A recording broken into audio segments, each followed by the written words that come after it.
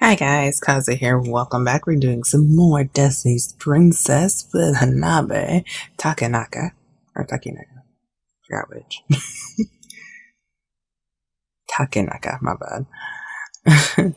Anyway, we're on chapter 8, Silent Wars. We'll see what happens because he collapsed last we saw, so we'll find out what happens. Let's go.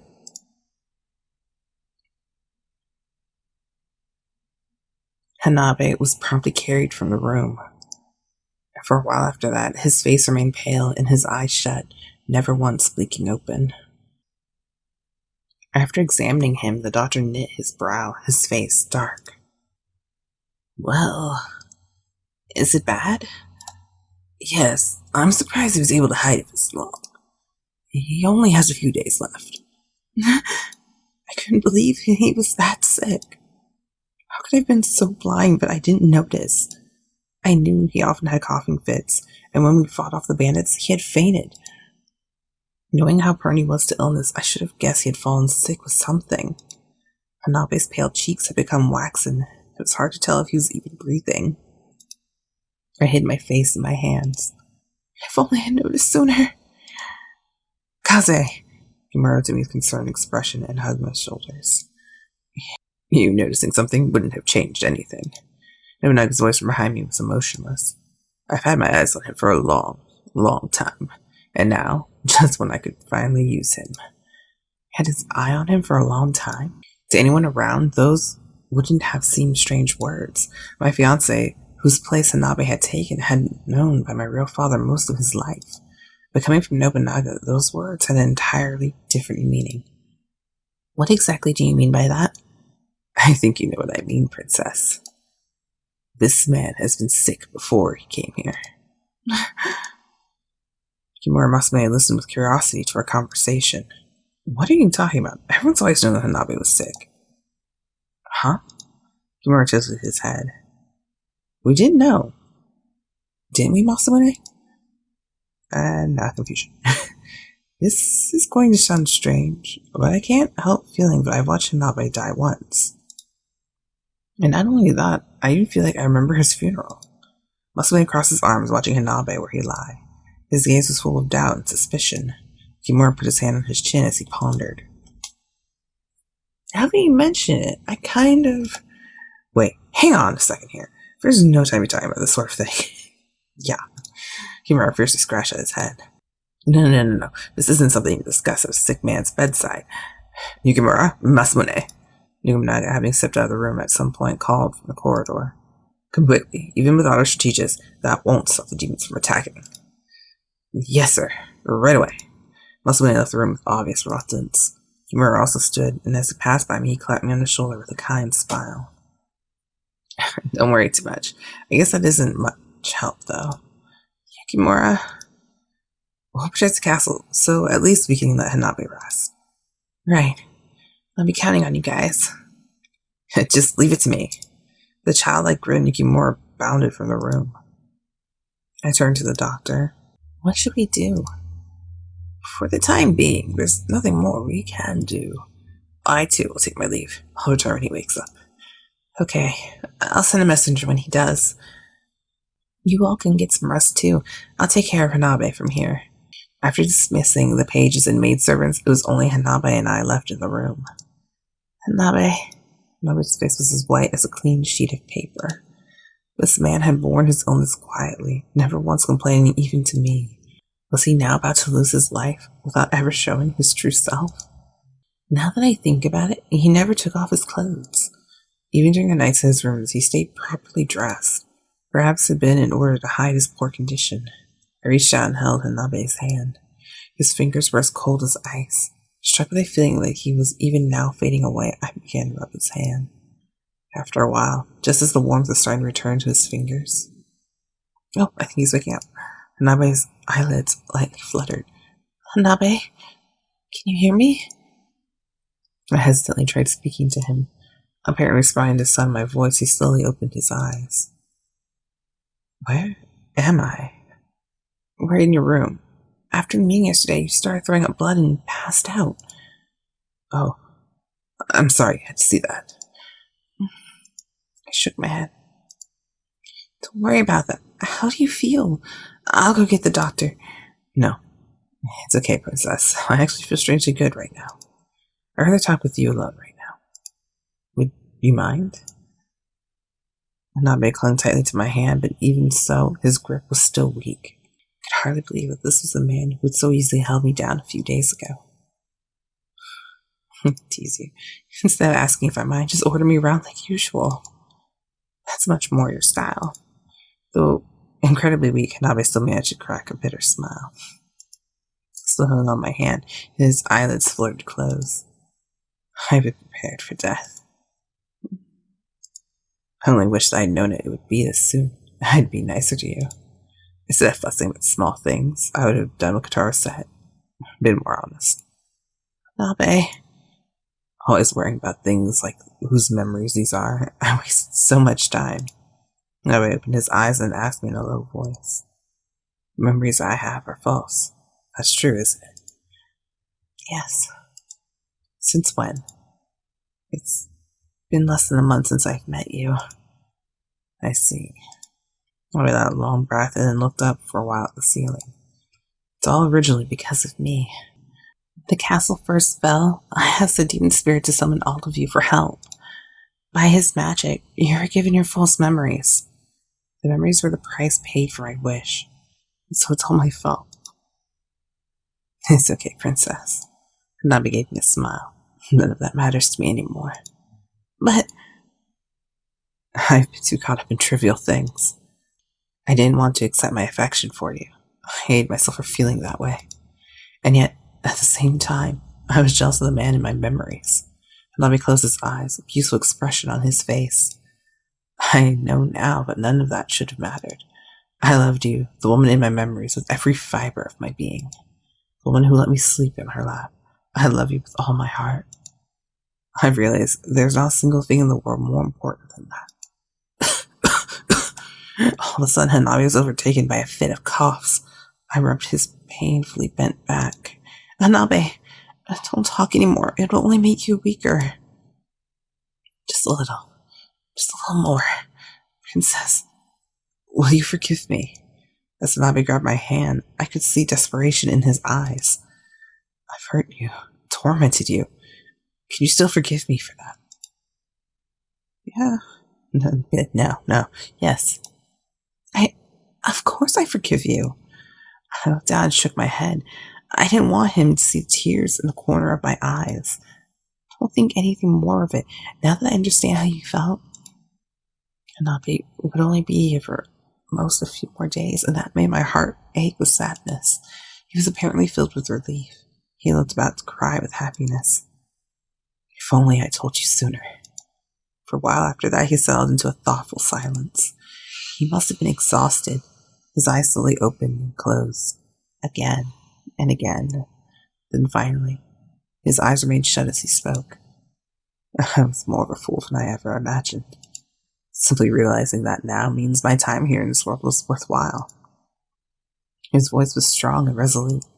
His eyes opened. His earlier gentle expression disappeared, replaced by that of the tactician I knew so well. Princess, can you ask Nobunaga and the other chief vassals to come here? I want to give them a strategy. But Hanabi, you're still... Never mind that. If I don't do this, there'll be no point to my having been here. Before I die, I want to at least protect this beloved country of yours. Hanabi's cheeks had more color, and his eyes gleamed with a bright light.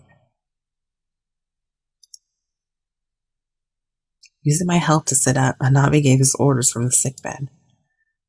According to the watchmen, the demons haven't yet gathered in a very large group. They must be coming from an opening into hell, but there is no time to search for it now. I think our best bet is to invade Rikako Kanoji Castle and burn Takayori's corpse. Nothing ventured, nothing gained, I suppose. Precisely. It's vital that we make our move before the demons increase in number. Hanabi gave a quick bow of his head. So, how many demons are inside of Kanoji Castle?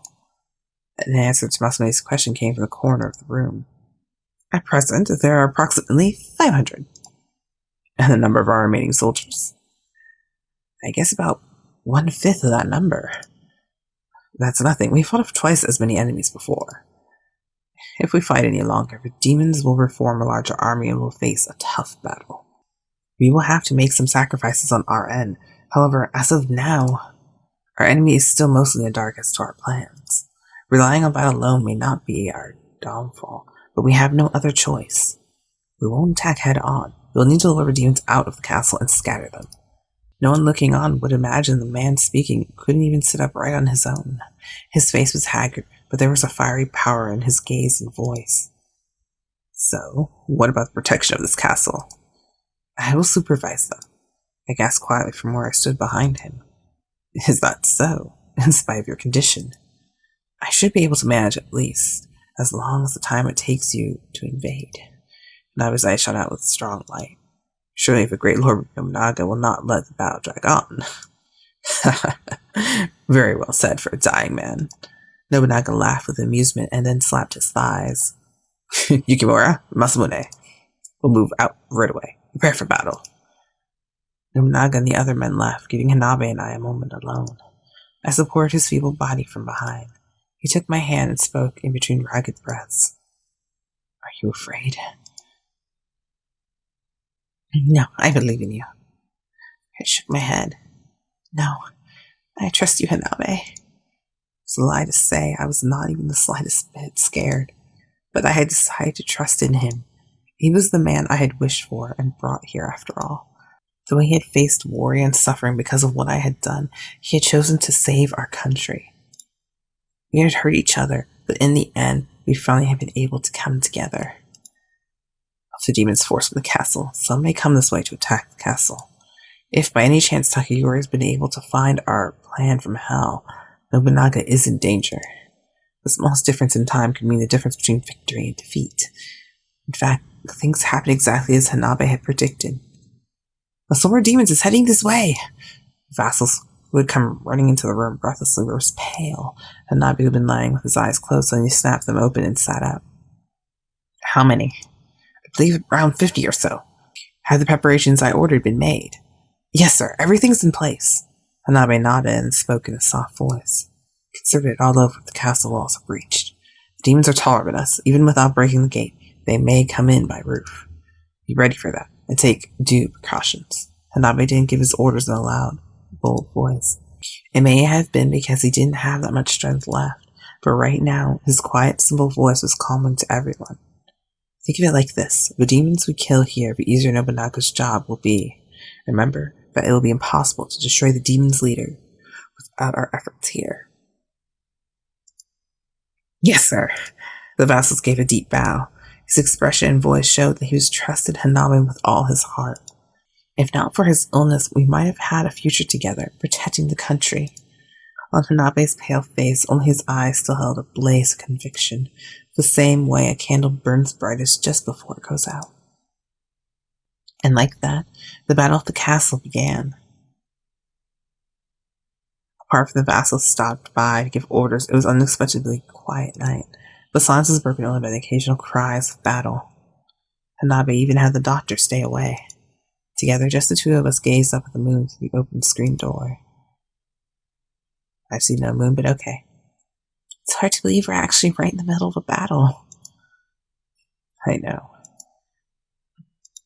The moon's very beautiful, and I whisper with satisfaction. Oh, the ending, oh crap. Wish everyone could watch the moon like this. I wish could, let's go for ending A. So, I wish everyone could watch the moon like this. It really is. I wish everyone could watch the moon like this with us. Everyone? Look at the moon together. Yes. Maybe tomorrow even. After the war is over, we should gather everyone for a moon viewing. Everyone including Nobunaga, Yukimura, Masamune, and Kotaro. Of course, you'll be there too. Hanabi's eyes narrowed as he smiled. That would be a lot of fun. Suddenly, I heard hurried footsteps. A vassal slid into the room and fell prostrate on the floor. What's going on? He was such a panic he couldn't speak. I felt nervous as we waited for his answer. Coughing and spurring, the vassal raised his head. The demons, all of a sudden, they all disappeared. What? Hanabi and I looked at each other. And And then from the direction of Rokkaku Kanoji Castle, the flare was sent up. Flare.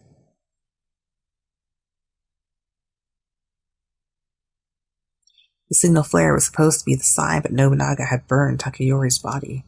The vassal's voice was tearful. He wiped his dirt face with his fist. Hanabi's face filled with shock, which gradually morphed into a smile. Seeing that proud, slightly childish grin brought feelings of pride and affection to my own heart.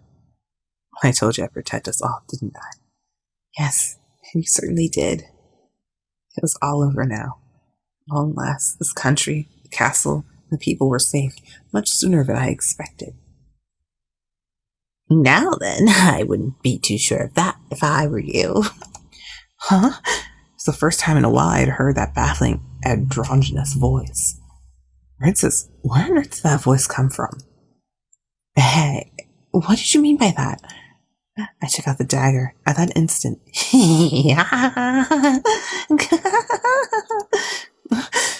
the dagger's relatively short voice had, in an instant, become a low, booming one. Light shone from the cracks of the sheath so bright I couldn't keep my eyes open. The dagger then floated into the air all by itself, and then... ring! After a sound like an icicle breaking off and falling to the floor, the silence returned. The light was nowhere to be seen. The moon shining in the sky, the buzzing of the night bugs, silence as if nothing had happened. What just happened? Everyone's confused. I timidly reached out and touched the dagger fallen on the floor.